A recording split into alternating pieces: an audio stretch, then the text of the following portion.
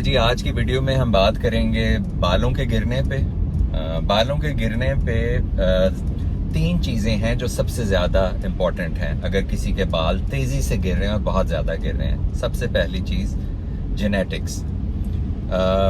Genetics کا مطلب یہ ہے کہ اگر آپ کی فیملی میں سارے مردوں کے بال گرتے ہیں اور بہت زیادہ گرتے ہیں اور وہ جلد ہی بالڈنس ان میں ہو جاتی ہے تو اس کو کنٹرول کرنا مشکل ہوگا۔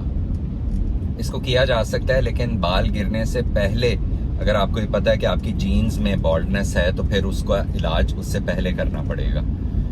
دوسری چیز ہے آپ کا ڈائجسٹو سسٹم، یعنی آپ کا ہاضمہ۔ اگر آپ کا ڈائجسٹو سسٹم ٹھیک نہیں چل رہا کسی بھی وجہ سے تو بھی بال تیزی سے گریں گے، کیونکہ آپ کی باڈی نیوٹرینٹس جو ہیں سارے کھانے کی نشو و نما کی چیزیں وہ ابزارب نہیں کر سکے گی۔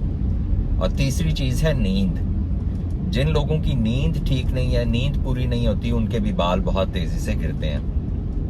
تو ان تین چیزوں کا اگر آپ خیال رکھیں، یعنی کہ آپ کی اگر جینیٹک ٹینڈنسی ہے تو ہومیوپیتھک دوائی لیں، اگر آپ کا ڈائجسٹو سسٹم ٹھیک نہیں ہے تو وہ بھی کھانا پینا خوراک کا خیال رکھیں اور ہومیوپیتھک دوائی لیں۔